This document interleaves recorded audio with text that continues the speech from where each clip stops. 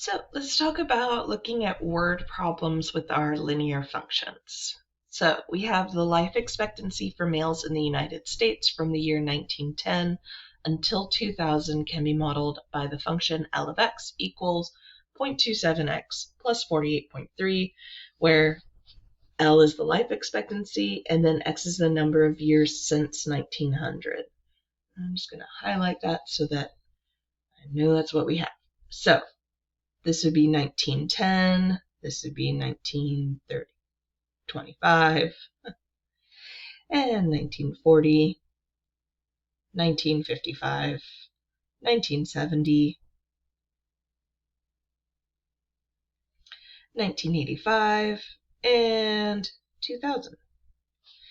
And what we can do is fill in the table, plugging in these values into our function. So with each of these, we're going to go 0.27 times, in the first case, a 10, and then plus 48.3, so we have a 51.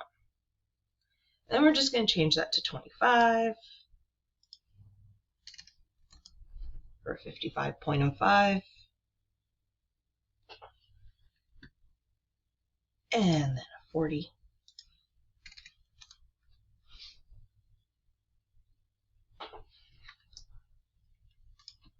And 55, and just 3 more here.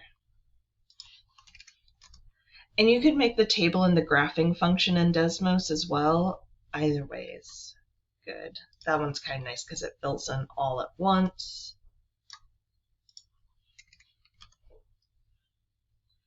And last one of plugging in 100.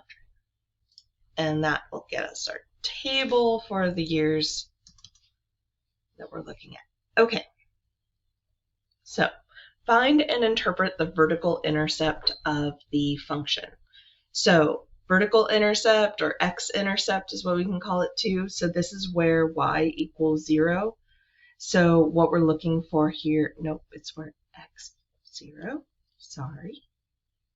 So we're going to plug in 0 and see what we get out. So L of 0 equals 0.27 times 0 plus a 48.3. So we're getting out a 48.3. So interpreting this, what we're thinking about is, what does it mean to have x equals 0? Well, that's 0 years after 1900. So that's telling us the year of 1900. And this right here is the life expectancy. So life expectancy of males in the US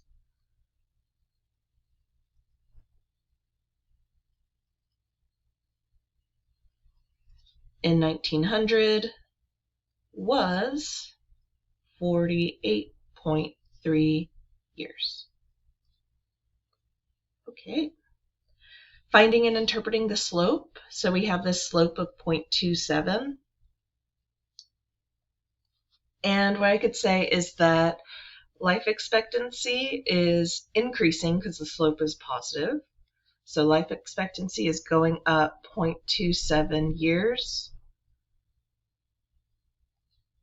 each, and x is representing each year. So this is giving us an idea of our increase in life expectancy each year. So life expectancy of males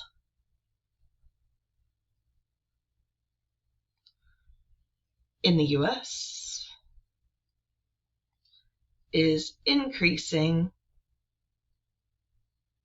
by 0.27 years per year. Okay. Find L of 50 and explain its meaning in context. So L of 50 means we're going to plug in 50 into our function. So if we do that, going back to our calculator and switching that around to a 50, that'll be a 61.8. So to have an input of 50 is going to translate to the year 1950, and then the 61.8 is the life expectancy. So life expectancy of males in the US in 1950 was 61.8 years. Solving L of x equals 60, so now we're going to switch it around so that 60 equals 0.27x plus 48.3, and we're going to solve for x. So I'm going to have a 60 minus 48.3, so 11.7 is equal to 0.27x. Divide both sides by 0.27.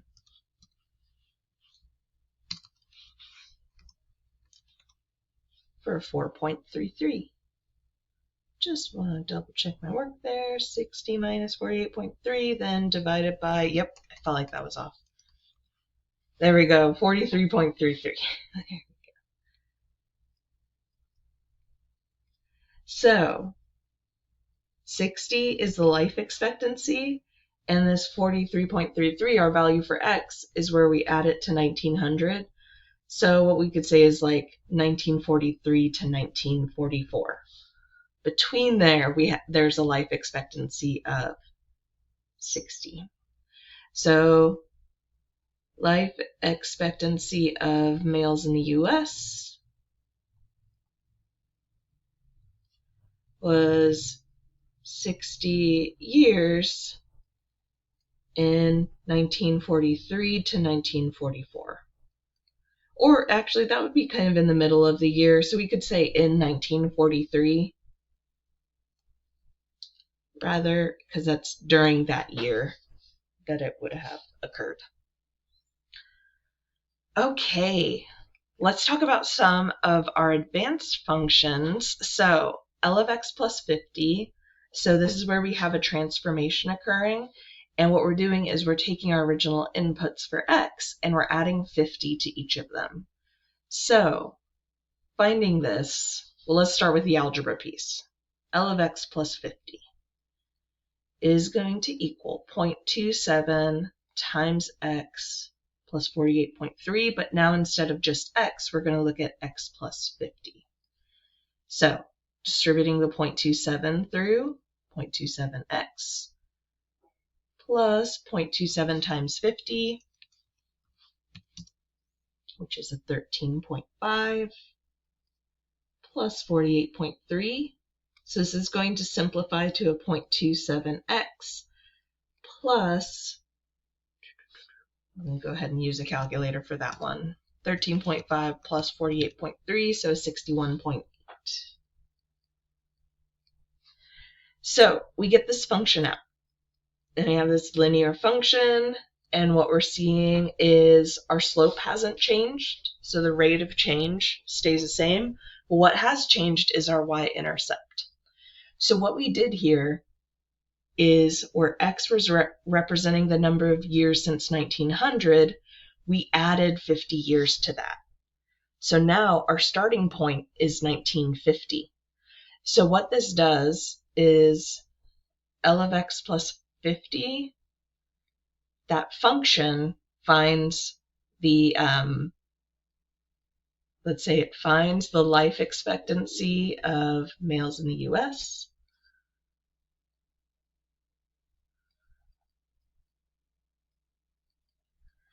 After 1950. So if we plug in x equals 0, well, that would translate to L of 50, and we're seeing that 61.8 that we got in part D where we looked at L of 50. So what this does is it just adjusted our function to have a different starting point, and it translates to the year that it's starting. Instead of starting in 1900, it's now starting in terms of 1950. Okay, let's find the inverse function. So we have that L of x is equal to 0.27x plus 48.3. And what we're going to do is we're going to go ahead and switch this around. So I want to solve for x, so I'm going to take away 48.3 and divide by 0.27.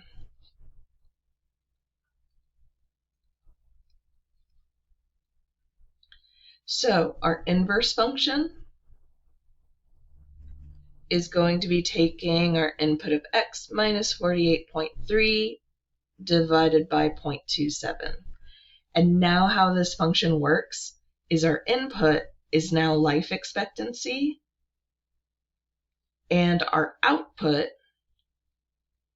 is years since 1900. So if we went back to where we solved part E, where we were solving L of x equals 60, what we could do is adjust that to finding the inverse of 60 and solving that, which would be 60 minus 48.3 over 0.27, and we should get our same answer out that we got before. So 60 minus 48.3 over a 0.27, and there's that 43.33.